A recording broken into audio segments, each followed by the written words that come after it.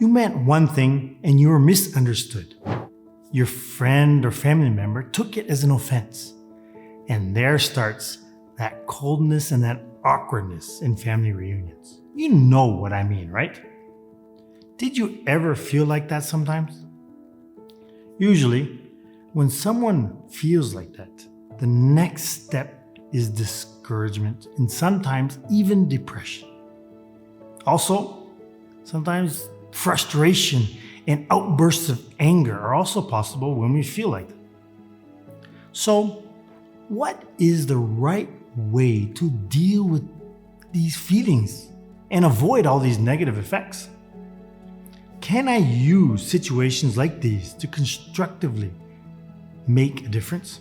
What can I do to make myself accepted and understood better?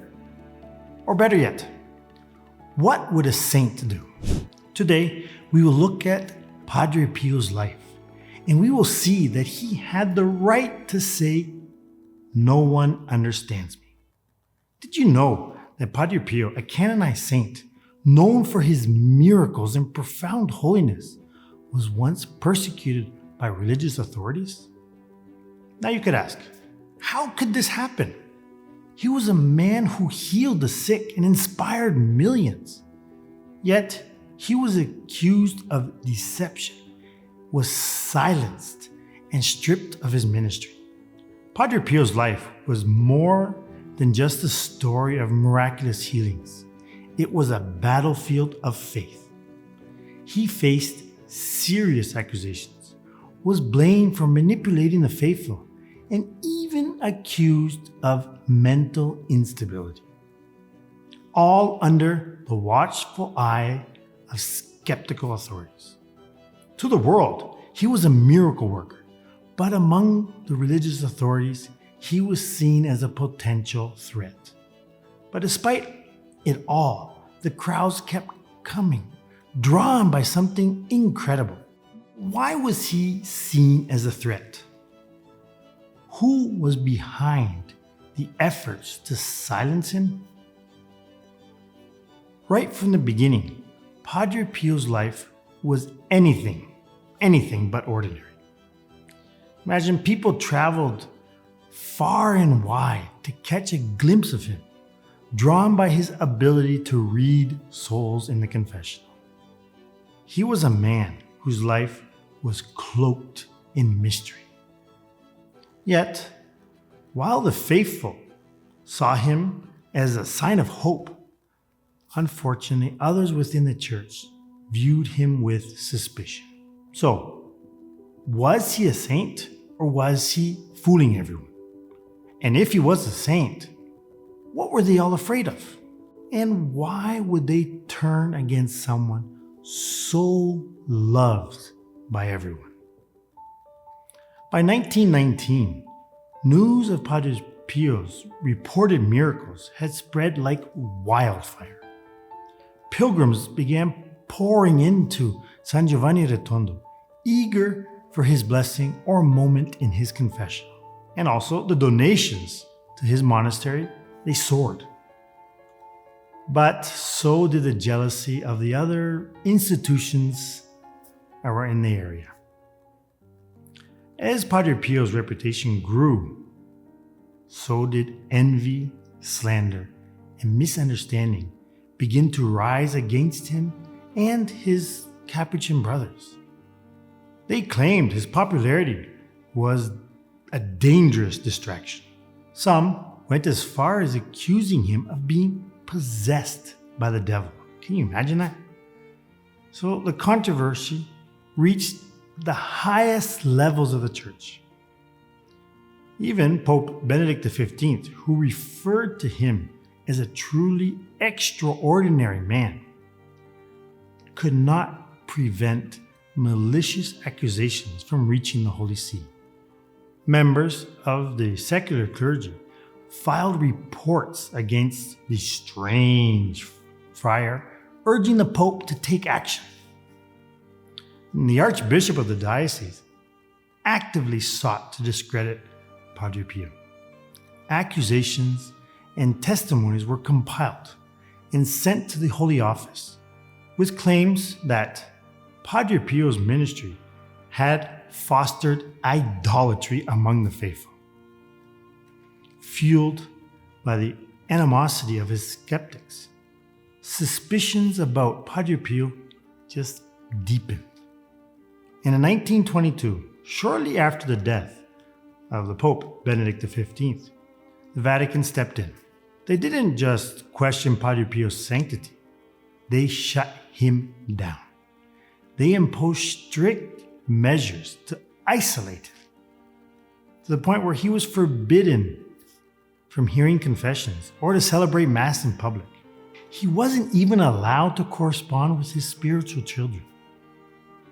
The restrictions were so severe that Padre Pio himself referred to this time as his imprisonment. Behind the monastery walls, he was isolated and scrutinized. His enemies, they went so far as to even install, listen what I'm going to say, they even installed secret listening devices to spy on his conversations. That's how desperate they were to find any proof of deceit. And yet, in face of these humiliations, Padre Pio remained steadfast. In times of darkness, let us pray, he told the spiritual son of his. Let us do penance for the elect and for the shepherd who leads them. Now his cell was adorned with only a crucifix and a picture of the Pope, for whom he constantly prayed. Though he was silenced by the church, he spent his days in deep prayer, offering his suffering for the salvation of souls. Through every trial, Padre Pio responded with humility and extreme faith. He accepted the injustices as God's will, turning his focus from speaking of God to men, to speaking of men to God in deep prayer. Those who encountered him during this period often left with a profound sense of peace, despite the efforts to diminish his influence. But miracles can never be silenced. Even during his imprisonment, as he would call it, reports of miraculous healings and conversions kept flooding in.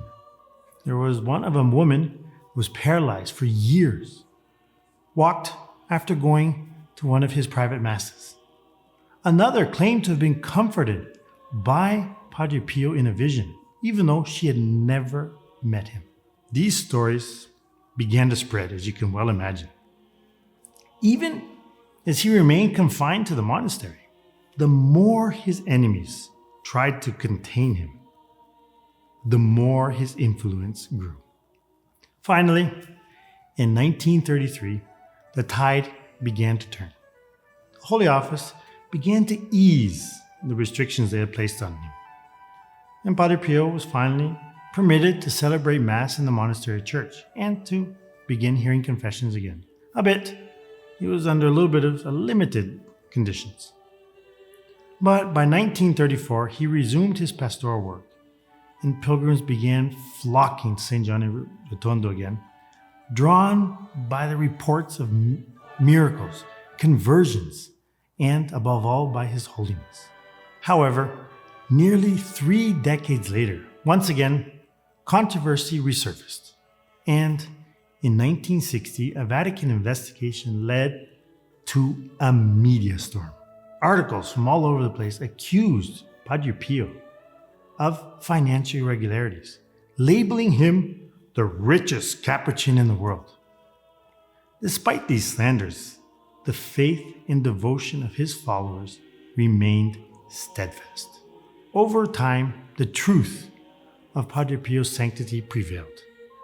Numerous writings refuting the accusations, exposing the malice of his skeptics, and in 1964, the Pope granted him full freedom to resume his ministry. The friar's reputation was restored, and the faithful returned to him in droves.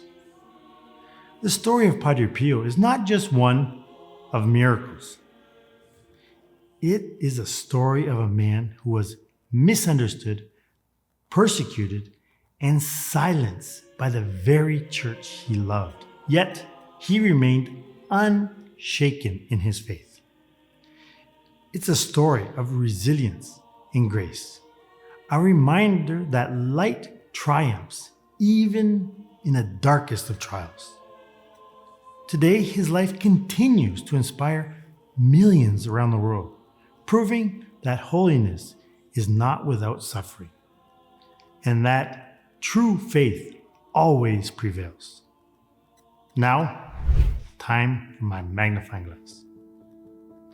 Padre Pio was a saint, and that's how he reacted. But how do we react when our faith is challenged or when others misunderstand our intentions?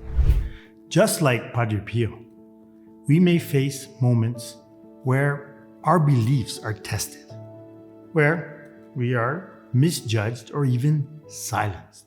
But God permits these problems in our life to be able to test our confidence in Him. Because unfortunately, we human beings tend to put our trust in society, family, and 1,000 other things. But moments like these leave us only one refuge, and that is prayer. And the first prayer should be for those that oppose or misunderstand us, just like Padre Pio did. Do you remember? Just as Padre Pio found strength through his faith in God, we too are not alone in our struggles. In times of doubt, pain, or confusion, we have an incredible source of comfort and strength. And that source is Mary, our loving mother. She stood by Jesus through every trial and continues to stand by us, ready to guide us through our own difficulties. Just as she gently led Padre Pio and countless others closer to Christ, she offers her hand to us, inviting us to consecrate ourselves to Jesus through her. In Mary, we find that caring refuge and a steadfast companion who will never let us falter. As we face our own trials, let us turn to her, trusting that she will lead us to the heart of her Son. But there are so many, unfortunately nowadays, false devotions to our Blessed Mother, by which we end up displeasing this good mother of ours. That is why I will leave a link to our free consecration to Our Lady, which has transformed the lives and instructed millions of Catholics in the true devotion to Mary, according to the method of St. Louis de Montfort. It is a powerful devotion. It's as if you were to encounter the wondrous Padre Pio himself. Padre Pio's life is full of extraordinary wonders. But one mystery of his is truly mind-boggling. It is so puzzling that I will need this trusty magnifying glass to figure it out. Now, imagine being in two places at the same time. That sounds impossible, right? Yet, if I told you this wasn't just a legend, it was a real gift that Padre Pio had. Now, why did God give him this gift? And what is the mysterious lesson that we can learn from these episodes? Surely we can't learn to bilocate. So why does it all matter for us mere mortals? In our next video, we will answer all these questions. So until next time, God bless and Salve Maria.